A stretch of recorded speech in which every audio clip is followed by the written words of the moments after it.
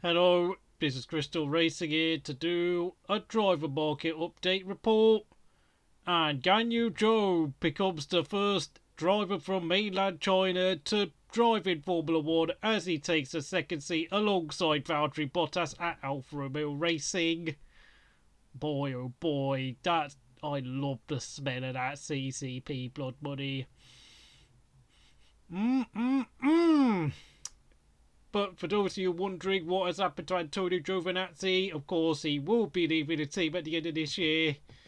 Giovinazzi will be joining Dragon-Penske Autosport in the Formula E Championship. I am currently looking at the results of Dragon Racing's result in Formula E, and it's pretty bad.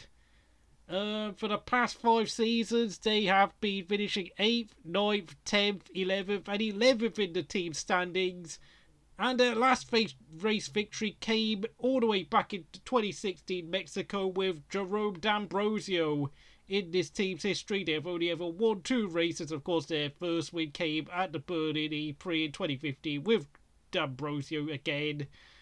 And of course, it is run by Jay Penske, the son of Roger Penske, and in their whole history, including the 2 wins, they have been on the podium 10 times, with their most recent podium coming at race 1 of 2021 Valencia with Nico Muller.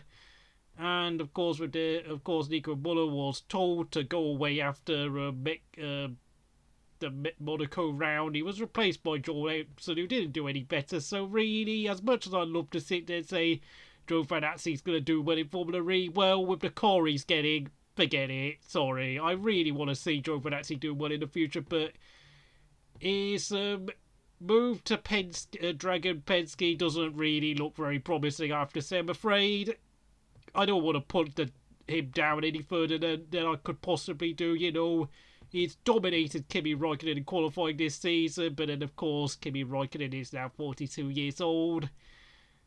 But in the races, though, he's only scored 1 point to 10 points to Kimi's 10 points. I mean, yes, he's been unlucky with strategy at times, but then particularly at Mexico. But I have to say, you know, he did make crucial errors at the start at the Dutch Grand Prix and the Italian Grand Prix, where, you know, he got barged out of the way by the Alpines at Zandvoort, and then of course he picked up a puncher later in the race. Then at Monza he caught the chicane at the second chicane, and then he chopped him for the Carlos Sainz and spun around, I think. Then of course he followed up with a very disappointing performance at Russia, where he finished 16th, whilst Kimi, who hadn't raced for 2 months, finished 8th. And I think that pretty much put, you know, the writing's been on the wall really for the past 2 races, because of course in the 2 last proper qualifying sessions, Kimi's out-qualified him again, and I have to say, it was always a matter of when and not if Giovinazzi's day in F1 was going to come to an end. It's really sad to see, but of course, Alfa Romeo apparently want to keep Giovinazzi on as a reserve driver just in case Guanyu Zhou happens to be absolutely rubbish. And they also want to keep hold of Robert Kubica because they really need that Olin oil money from Poland. Alfa Romeo are going to probably finish 9th in the constructor standings. The team is in dire straits, let's be honest. The team has not made any progression since the halfway point in 2019. God, what a mess. What a mess. There's just... And as for Guanyu Zhou, it's time to look through his actual junior career, and of course, before we talk about the political aspect of his arrival in Formula 1, which I'll be getting to very shortly. Oh, don't you worry, I will be talking about that. He did, in his karting career, he won 2 junior karting titles, the Super 1 National Championship, Rotax Max Junior in 2013, and then of course the same year he also won the Rotax Max Euro Challenge in the junior category. He also finished the podium at other championship events that year when he was 14 years old in the Rotax Max Junior Winter Cup. And he also finished on the podium again at the Rotax International Open, the Rotax Max Challenge Grand Finals, and of course at the start of 2014 he finished in the Rotax Max Winter Cup in second place, and then of course he also did it again in the same series in the Euro Challenge. And of course he then made his full-time step up to car racing in 2015, where he finished second in the Italian Formula 4 Championship, winning the triple header at Monza in only his second weekend. And it did look like he was on the road to looking like a potentially impressive driver. But then, of course, he went to the Toyota Racing Series in New Zealand in the winter of 2016, where he finished 6th in the championship, taking 1 win and 3 podiums in what was a fairly average campaign. Went to the Formula 3 European Championships with Moto Park using a Volkswagen engine, finishing down in 13th place and picking up just 2 podiums in a mediocre campaign. He also spent another 2 years in Formula 3, driving for Prema and using Mercedes engines, where he finished 8th in both 2017 and 2018, way behind the likes of Lando Norris, Callum Aylor, Max Gunther, Jake Hughes, Jehan de Ruvela, Ferdinand Habsburg, and Joel Eriksson. Although he did beat Mazepin, though, I will say that. Not that beating Mazepin is really worth anything. And then he finished 8th again in 2018, taking his first win at Pole, and then of course winning once again later on towards the end of the year at Hockenheim. But of course he once again finished miles behind Mick Schumacher and Dan Ticktum, as well as Robert Schwartzman, Yuri Vitz, Marcus Armstrong, and also got beat by Ralph Aaron and of course the new IndyCar champion Alex Palou. Not really the makings of a particularly impressive driver, I've got to say, although he did pick up 3 pole positions in his final year in Formula 3.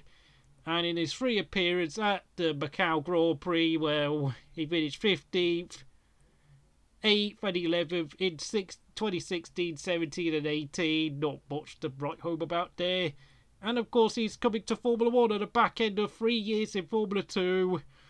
A very regular podium finisher, but of course it took until Sochi last year for him to win his first ever Formula 2 race at Sochi in a sprint race that was cut short, was stopped after just 5 laps after a collision between everyone's favourite driver, Marzi Spin, and Jack Aitken. And because there was no time to restart the race due to how close the start time for the Formula 1 race was, they gave the race win to Guanyu Zhou. Really odd. He finished 7th in his first year in Formula 2 in 2019, taking pole position at Silverstone and finishing on the podium about 5 times. He actually finished ahead of Mick Schumacher and Callum Aylor. And he got the awards. He was given a Rookie of the Year award, aka the Antoine Hubert Award, at the end of the year. But 2020, though, really was a year he should have really stepped it up. But despite taking pole position at the first race at Red Bull, he always threatened to do something, but he never quite did. And along with that win at Sochi, he finished on the podium about 5 times and 6th in the standings, but of course Mick Schumacher, Yuki Tsunoda and Callum Aylor were all ahead of him in the standings, and of course Robert Schwartzman and Nikita Mazepin beat him as well. So, it's not looking amazing. And whilst of course he is now currently second in this year's Formula 2 standings with about 6 races remaining at Saudi Arabia and Abu Dhabi, he's had 3 wins this year. One at Bahrain, another at Monaco, and of course another one at Silverstone. He's currently getting beaten by his rookie teammate Oscar Piastri. And whilst, yes, I know others will also say he won the Formula 3 Asian Championship earlier this year, let's just have a look at who he was competing against. Of course, he ended up beating Pierre-Louis Chauvet, who was who was supposed to be competing in Formula 3, the FIA Formula 3 Championship, but left the series after just 6 races, and frankly, I'm not even sure what sort of future he has in motorsport. Who, of course, just so you know, Pierre Chauvet was only 18 when he was competing in this year's Formula 3 Asian Championship, whilst Guanyu Zhou is already 22 years old. So, and of course, to put further context, it was Zhou also won the championship ahead of Chauvet, Jehandra Ruvler, Patrick Pasma, Roy Nasani finished 5th. Goodness, for those of you wondering who Roy Nasani is, his father is, of course, the infamous Shanak Nasani, who drove a Minardi during a practice session at the 2005 Hungarian Grand Prix and was absolutely rubbish. And, you know, you just look at the list of drivers Zhou beat for that Formula 3 Championship, it's just pay driver central, really. I mean, Alessio Deneder managed to finish 15th in the championship, and there were about 26 drivers who were classified in that who competed in that year's in the Formula 3 Asian Championship this year. So I wouldn't really be banging a drum too hard for Guanyu Zhou, who of course is reportedly bringing about €30 million to Alfa Romeo this season. Of course, he also made his free practice debut at Austria earlier this year for Alpine, where he was about half a second slower than Fernando Alonso. A respectable effort, no less, but of course, to put further context on his Formula 3 Asian Championship win, he won the championship by only 16 points over Pierre-Louis Chauvet. And of course, going into the last 3 races and the final race weekend at Abu Dhabi, he was quite a few points behind Chauvet, but of course, because Chauvet could only finish 5th twice and retired from the second race in the final weekend of the season, was of course Zhou won 2 races and then finished second in the other race. Zhou nicked the title at the last gasp, but for a driver of his experience, you'd be expecting him to really dominate the championship, but he didn't. So I have to say, I hate to be all, well, you know, and of course, you know, China right now, as you all know, has been making big news headlines right now in the global news. Now, I'm going to be really honest what I think about Guanyu Zhou.